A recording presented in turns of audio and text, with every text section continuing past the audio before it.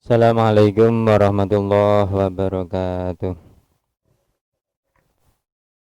Alhamdulillah ya alal in'am. Wassalatu wassalamu ala sayyidil anam. Wa ala alihi wa ashabihi. Ya nabi'il ulumi wal hikam amma ba'd. Teman-temanku kelas 9 yang semoga selalu mendapat kesehatan dari Allah SWT. Pada kesempatan siang hari ini kita akan belajar bersama-sama kitab Al-Jauharul Maknun. Al-Jauharul Maknun yang bagian ma'ani. Mungkin agar nanti dalam mengikuti kalian bisa menerima ilmu dengan baik, maka perlu disiapkan kitabnya. Saya kira sudah semua punya kitab Al-Jauharul Maknun, yang kebanyakan mungkin pakai kitab yang warna hijau, cetakan Pustaka Alawiyah.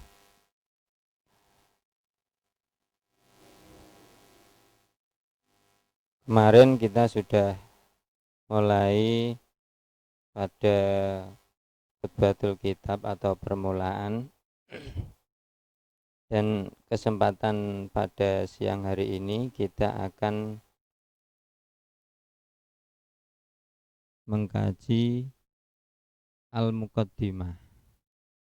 Al-Muqaddimah, dan insyaallah akan kita baca 3 nadham. 3 nadham. Kemarin nadham yang dipakai adalah nadham baharnya Bahar Rojas. Sebelumnya mari kita baca bersama-sama dulu. Kitabnya dibuka Shahifah 3.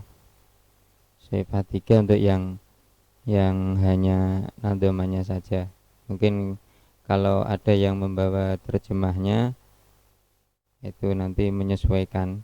Yang intinya itu pada bab Al-Muqaddimah. Sebelumnya mari kita tawasul dulu kepada para pendahulu. Semoga ilmu yang kita dapat ini nanti bermanfaat, dimudahkan dalam mencari ilmu. Hadiyatan hadiah nuqaddimah ila hadratin Nabil Mustafa Sayyidina wa maulana Muhammadin sallallahu alaihi wasallam wa ala alihi wa ashabihi wa azwajihi wa dzurriyyatihi wa ila ikhwanihi minal anbiya wal mursalin wal awliya wa syuhada wa salihin wa sahabati wa tabi'in wa ulama wal musannifin wa jami'il malaikatillahil muqarrabin, khususan li hadrati sultanil awliya sayyidina Syamsul Qadiril Jilani tamil hadrati qutbi jami'il maqam wal ghausil azam sultanil awliya sayyidina Syahabul Hasan al-Hariri tamil hadrati qurra sab'ah tamil hadrati arba'atil a'immah tamil hadrati awliya itisa, khususan li hadrati Sayyid Jafar Shadiq Raden Umar Said Raden Syahid wa ila hadrati awliya'i wa ulama'i hadil qaryah wa ma haulaha wa ila hadrati muassisi madrasah taswiqatul salafiyah, khususan li hadrati Mbah Hudrin wal hadrati Abdul Muhid wa ila hadrati Mbah Arwani wal hadrati Mbah Mansur wa ila hadrati Mbah Mamun Ahmad wa ila hadrati Syihim Syafa wa usulihim wa furuhim qaddasallahu asrarahum wa namara guburahum. Syaurillah walumul Fatihah. A'udzu billahi minasy syaithanir rajim. Bismillahirrahmanirrahim. Alhamdulillahi rabbil alamin. Arrahmanir rahim. Maliki yaumiddin.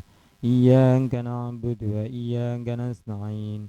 Ihdinas siratal mustaqim. Siratal ladzina an'amta 'alaihim ghairil maghdubi 'alaihim waladdallin. Rabbi ighfirli wa liwalidayya wa lil mu'minina amin. Bismillahirrahmanirrahim. Fasahatul mufradi ay yakhlusa min tanafurin gharabatin khulfin zukin wa fil kalami min tanafuril kalim wa du'fi ta'lifin wa taqidin salim wa dhil kalami sifatun biha yading tadiyatal maqsudi bil lafdil anik wa ja'alu balaghatal kalami tiba qawli muqtadal maqami. Bismillahirrahmanirrahim. Saderenge kula waos sing mukadimah niki kita pahami dulu tentang fasohah. Di fasohah menurut bahasa ialah jelas, terang, dan gamblang. Itu secara bahasa. Sedangkan menurut istilah ulama balaghah, fasohah itu maknanya berbeda-beda. Nah, tergantung pada mausuf atau yang disifati. Jadi kalau fasohah itu mausufnya adalah kalimah, nanti pengertiannya beda dengan fasohah yang mausufnya kalam. Demikian juga fasohatul kalam pengertiannya beda dengan fasohah yang mausufnya berupa mutakalim. Nah, jadi fasohah ini ada 3 yang nanti akan dikaji satu persatu. Di fasohah yang pertama adalah fasohatul kalimah atau fasohatul mufrad. Bismillahirrahmanirrahim. Fasohatul mufradi ay yakhlusa min khulfin zukin.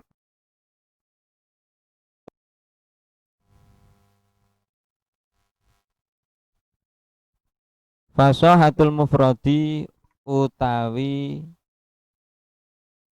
fasohatul kalimah utawi kalimah kang fasih. Fasohatul mufradi utawi kalimah kang fasih ayakhlusa iku yento bebas apa mufrad. Ayakhlusa iku yento bebas apa mufrad min tanafurin sangka tanafur ghorobatin lan ghorobah khulfin lan mukhalafatul qiyas zukin kang den kinawerui apa khulf. Zukin kang den kinawerui apa khulf. Jadi fasahatul mufrad atau bisa disebut dengan fasahatul kalimah, itu kalimah harus terbebas dari 3 hal. 3 hal itu apa? Tanafur, ghorobah, dan mukhalafah. Di kalimat yang fasih ialah kalimat itu harus terbebas dari 3 hal. 1. Tanafurul kalimat.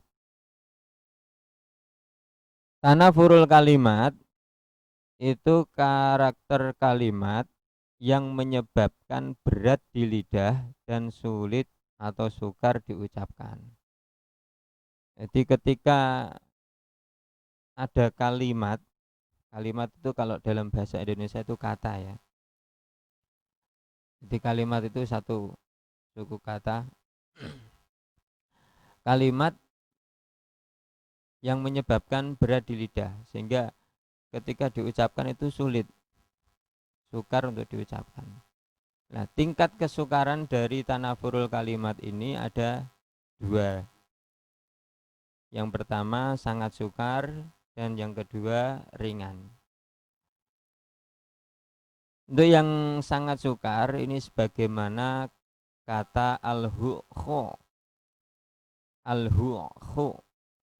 Nah, ini baru mengucapkan saja sudah sulit. Nah, dari ucapan orang Badui ketika ditanya tentang ontanya, jadi dia itu ceritanya angon onto, terus ditanya oleh orang, dia menjawabnya tarok tuha tar al hu, tarok tuha tar al hu. Tarok tu ninggal sapa ingsun ha ing nakoh utawa unta tara hale mangon apa unta alhu ing suket. Jadi saya membiarkannya memakan rumput. Jadi kata alhu kalau dalam bahasa Arab itu dianggap sukar untuk diucapkan. Ini karena apa? Karena alhu itu huruf penyusun dari kata itu keluar dari satu makhraj. Di situ kan ada ha, ada ain, ada kha, terus ain lagi. Dan semuanya ini masuk dalam makhraj halak atau tenggorokan. Jadi saya yakin kalian sudah pernah melewati tentang makhraj di pelajaran tajwid tingkatan ibtidak ya. Dimana kalau huruf halak yang biasanya kita tahu itu di bagian idhar halki ya. Huruf halak itu hamzah, ha, ain, ghin, ha, kha. Nah, di situ ngumpul dari siji. Jadi ha, ain, kha, ain lagi. Ini ketika diucapkan sulit. Makanya itu disebut tanafur. Nah, sehingga kalimat al-hu itu tidak tergolong kalimat yang fasih atau fasatul mufrad karena dia sulit untuk diucapkan. Terus yang kedua itu tingkat kesulitannya ringan, jadi tidak seberat al-hu. Nah, yang ringan ini sebagaimana kata mustasyiratun. Mustasyiratun dari ungkapan Imri'il Qais. Imri'il Qais yang pengagum Laila itu ya, yang menggambarkan rambut anak perempuan pamannya lewat syair. Jadi dalam menggambarkannya lewat syair, wadairuhu mustasyiratun ilal ula tadillul iqasu fi musannan wa mursalin. Wadairuhu mustasyiratun, jadi gelungane iku mustasyiratun munggah ilal ula, maring dhuwur. Munggah ya ning dhuwur ya, ora ana munggah mudhun. Munggah ning dhuwur. Tadilu kang nutupi al iqasu apa gelungane fi musannan ing dalem rambut klabange. Pamur salin lan rambut kang den udari. Jadi mahalu syahidnya itu pada lafal mustasyiratun. Kata mustasyiratun dalam lisan Arab, entah kalau lisan kalian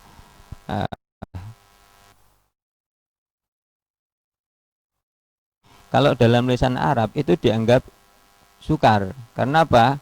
Karena di situ ada huruf shin huruf shin berada di tengah-tengah huruf ta dan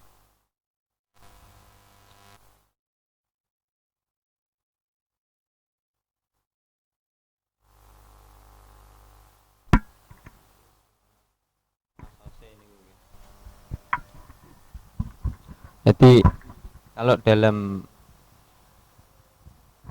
ilmu tajwid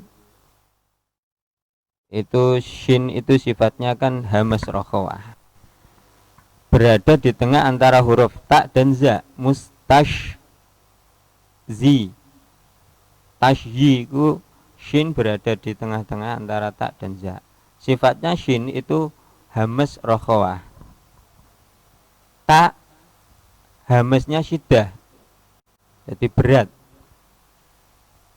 harus ada tekanan untuk berhenti sebentar untuk mengucapkan ta. Kalau shin itu ringan, rokhawah, lunak. Dan za sifatnya jahar, jelas, sehingga itu menyebabkan sukar untuk diucapkan. Mustasyiratun. Ya, kalau dalam bahasa kita mungkin ya, kita mengenal ada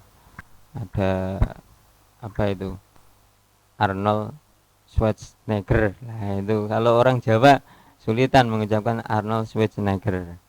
Terus Tamara Blessinggi, nah itu juga sulit untuk mengucapkan.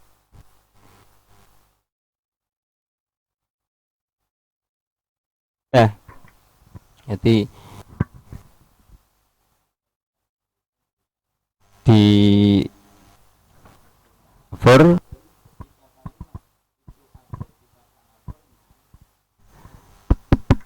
ketika kalimat itu ada sifat tanafurnya maka sih. Terus yang kedua, kalimat fasih apabila bebas dari ghoroba.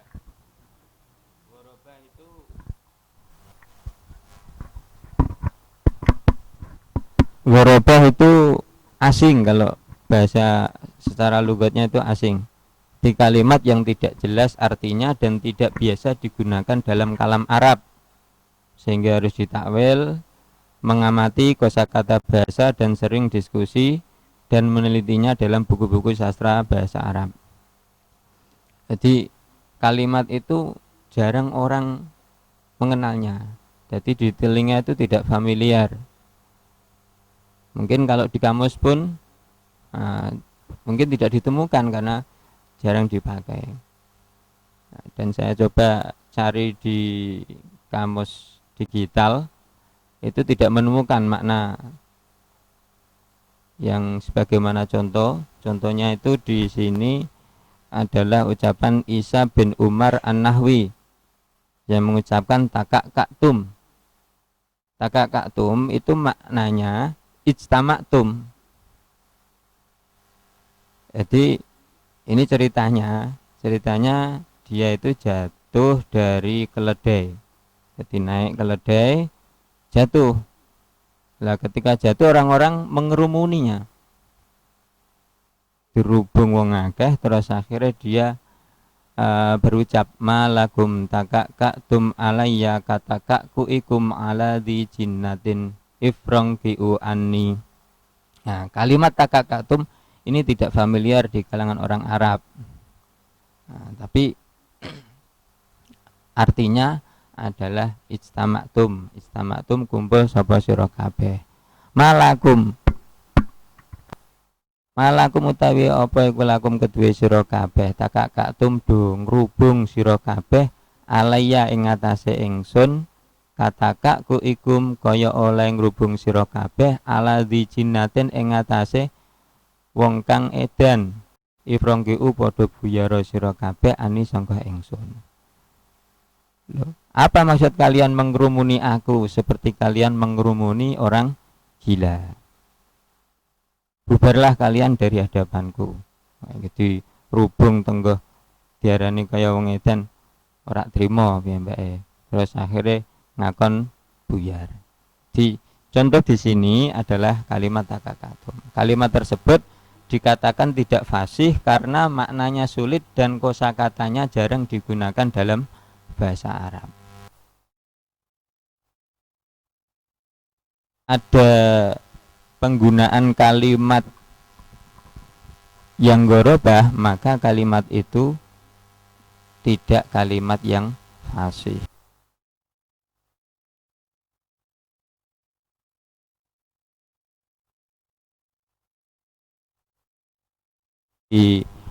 Berbicara dengan orang lain itu menyampaikan. Terus yang ketiga, kalimat itu harus berbebas dari mukhalafatun lil qawaid. Jadi kalimat yang menyimpang dari kaidah dalam arti tidak mengikuti kaidah atau aturan ilmu shorof. Jadi kalau fasatul mufrad atau fasatul kalimat itu yang ketiganya itu mukhalafah lil qawaid, tidak sesuai ilmu shorof. Ini contohnya sebagaimana kata al-ajlali. Al-ajlali kalau dalam kaidah shorof mestinya apabila ada dua huruf yang sama, di sini al-ajlali kan ada dua huruf yang sama dan berjejer, terkumpul dalam satu kalimat, lam dan lam. Al-ajlali. Di sini harusnya kalau di iklal itu harokatnya jim dipindah ke lam. Di harokatnya jim dipindah ke lam sehingga bacanya al-ajalli. Nah, ada lam yang sama, yang pertama mati, yang kedua hidup, maka diidghamkan sehingga menjadi al-ajalli. Mestinya gitu. Tapi di sini tidak diidghamkan. Makanya dia tidak mengikuti kaidah atau aturan ilmu shorof. Nah, kalimat al-ajalli ini bisa ditemukan dalam ungkapan Abu Najm. Abu Najm juga ada, terus di kitab-kitab lain ada. Di Audhul Masalik juga ada, di kitab Dasuki, kitab Dasuki ini kitab tauhid ya, itu juga ada. Nah, tapi yang saya tampilkan di sini saya ambilkan yang dari ungkapan Abu Najm. Nah, bolak-balik nak nenggone nadom, alasannya itu ya untuk menyesuaikan akhir kalam atau akhir nadom biar sesuai dengan notnya. Di contohnya di sini alhamdulillahil aliyil ajlali al-wahidil fardil qadimil awwali.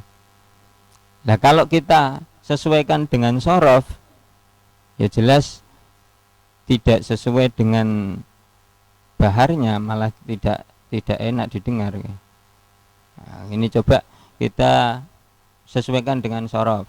Alhamdulillahil aliyil ajalli. Nah, itu kan enggak nyaman di telinga. Alhamdulillahil aliyil ajalli. Yang enak ya yang alhamdulillahil aliyil ajlali. Nah, meskipun tidak sesuai ilmu shorof, hal itu tetap dibenarkan karena darurat syair. Nah, ketika terjadi hal semacam itu, ada mukhalafah lil qawaid, maka kalimat itu tidak termasuk kalimat yang itu fasahatul mufrad atau fasahatul kalimah. Sekarang bagian yang kedua yaitu fasohah dalam kalam. Oleh Syekh Abdurrahman Al-Hadori disampaikan dalam nadhamnya wa fil kalami min tanafuril kalim wa fi ta'lifin wa ta'tidin salim. Wa fil kalami utawi fasohah ing dalem kalam min tanafuril kalimi sangka tanafure pira-pira kalimat waduk fi ta'lifin lan lemai susunan wa ta'kidin lan ruwete makna salima iku selamat apa kalam.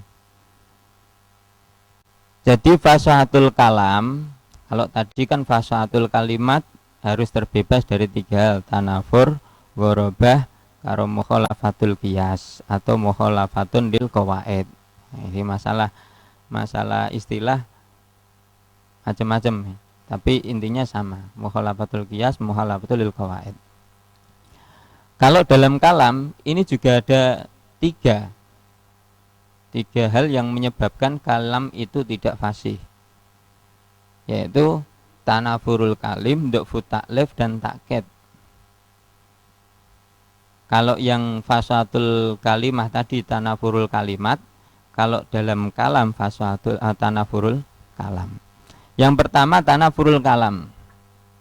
Jadi artinya kalimat-kalimat yang tersusun itu menjadi berat di lidah dan sukar diucapkan meskipun satuan dari kalimat-kalimat penyusunnya tergolong fasih ketika diucapkan tersendiri. Jadi kalau tadi adalah berkata, sekarang susunan kata. Jadi susunan kata ketika disusun itu sulit untuk diucapkan, sukar diucapkan.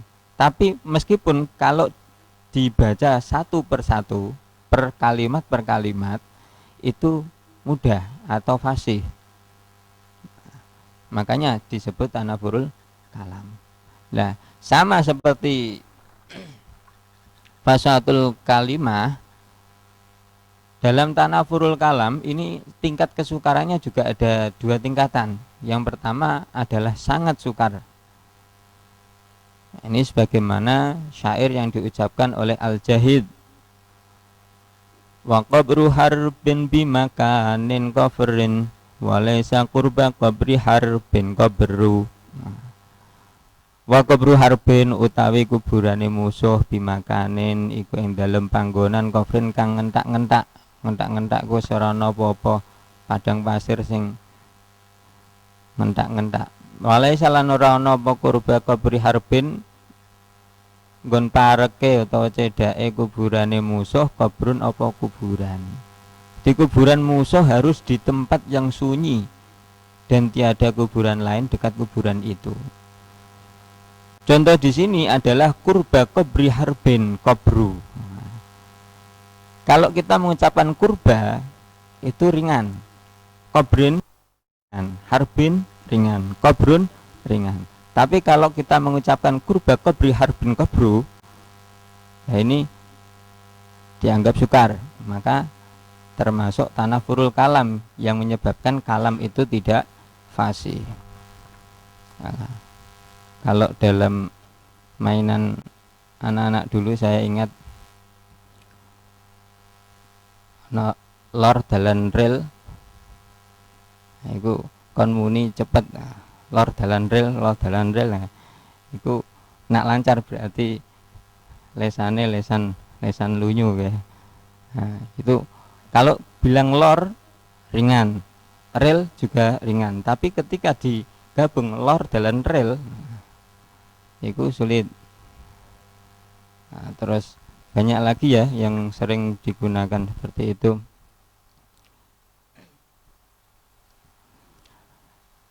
Ada yang ringan, kalau kurba qabri harbin qabru itu dianggap sangat sukar. Di sini ada yang tingkatannya ringan, sebagaimana syair Abu Tamam.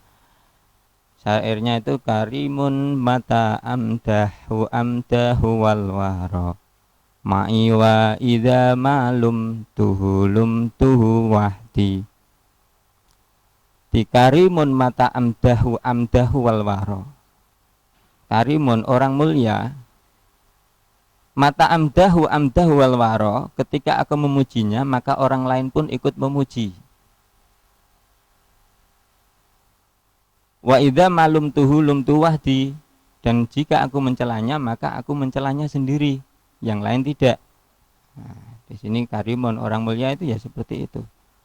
Nak dipuji, liyane odo melu muji, karena memang ada nilai kebaikan, nilai plus dari orang tersebut. Tapi ketika aku mencela itu enggak ada temane, mergo memang ya tetap manusia itu ada nilai plus ada minusnya. Nah, tapi ketika yang paling dominan itu nilai plusnya, itu yang nyinyir, yang mencela itu hanya sedikit orang. Itu karimun ya, karimun orang mulia, bukan karimun Jawa. Karimun Jawa itu ya sama ya. Ketika dipuji banyak yang memuji. Jika mencela, sing mencela hanya sedikit saja. Itu di sini amdahu amdahu. Ini dianggap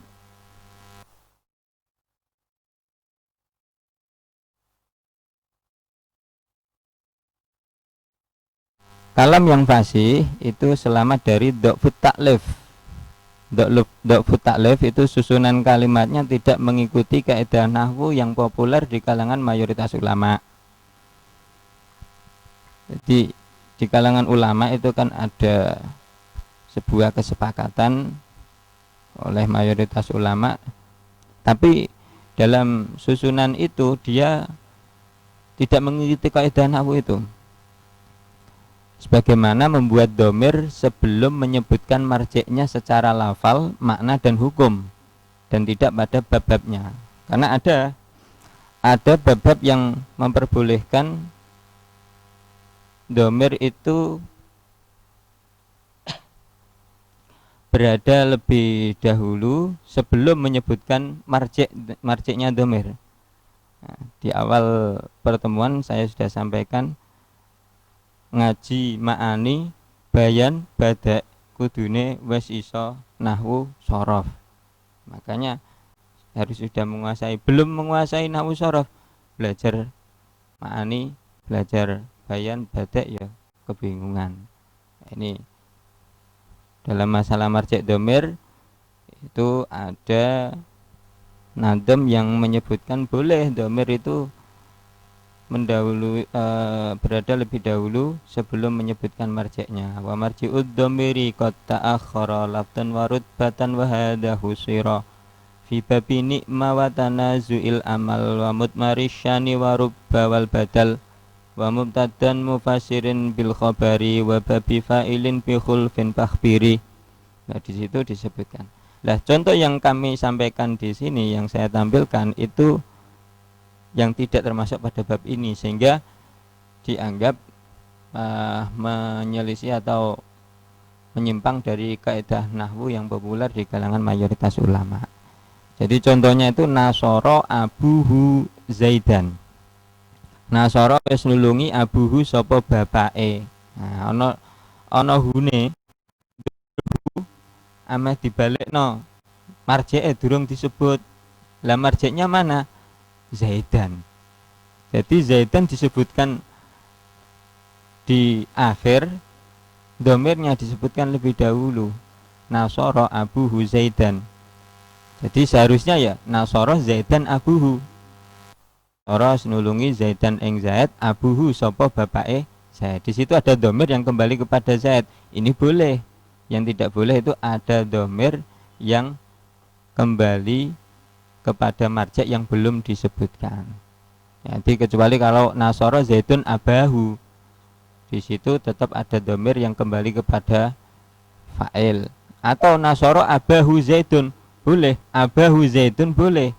Karena apa? Secara hukum fa'il kan mestinya setelah fi'il dan sebelum maf'ul. Nah, di situ dia berada di tengah. Yang ketiga itu takkid. Takkid dibagi menjadi dua, yaitu takkid lafzi, yaitu susunan kalimat yang samar petunjuk makna yang dikehendaki, yakni ketika lafal-lafalnya tidak mengikuti kesesuaian urut makna karena didahulukan, diakhirkan, dibuang, dipisah atau lainnya yang menyebabkan susah memahami maknanya. Seperti syairnya Al-Mutanabbi. Ini lakopnya sudah Al-Mutanabbi, orang yang mengaku-ngaku nabi. Tapi pada akhir hayatnya beliau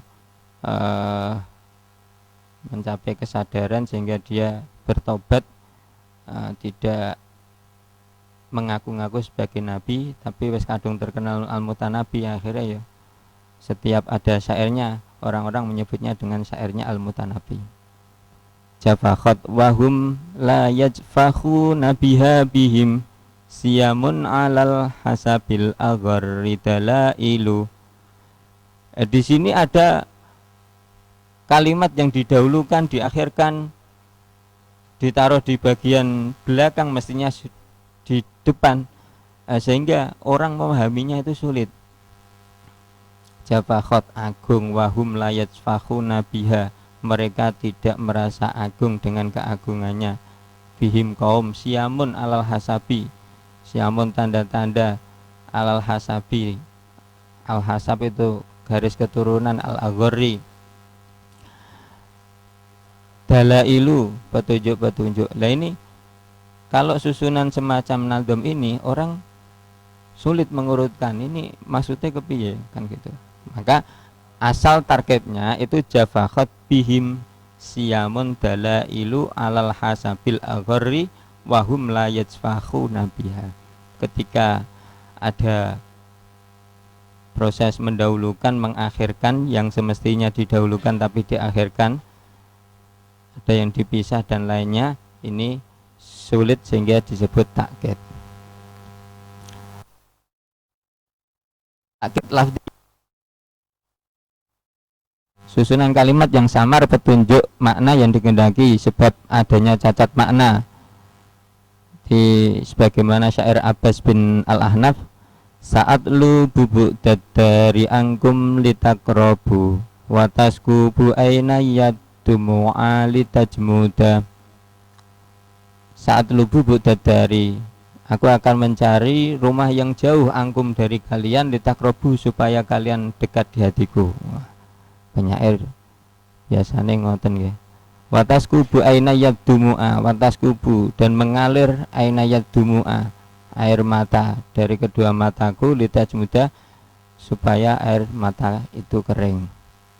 Jadi di sini penyair membuat kiasan cucuran air mata sebagai lambang kesedihan dan susah karena berpisah dengan kekasih.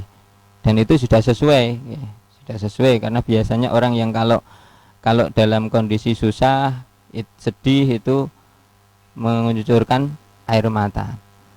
Namun penyair ini salah dalam membuat kiasan perasaan senang dan bahagia bila dekat dengan kekasih. Nah, wong cedak karo kekasih kan senang. Tapi di ungkapannya itu litaj muda, kering air matanya. Nah, padahal yang tahu lagunya Roma kan, kering sudah rasanya air mataku. Nah, itu kan sedih. Nah, dalam mestinya kalimat kering air mata itu untuk mengungkapkan kesedihan, tapi di sini malah justru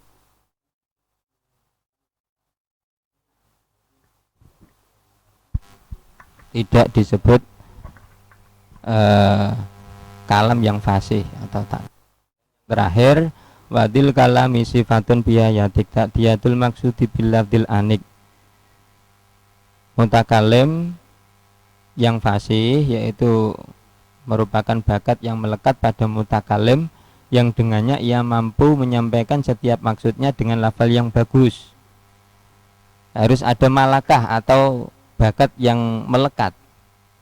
Kalau dia bisa mengungkapkan kalimat yang fasih tapi ia tidak mempunyai bakat yang melekat, ya mungkin dia cari-cari di Google atau di buku-buku romantis terus dia mengucapkan, wah kata-katanya puitis.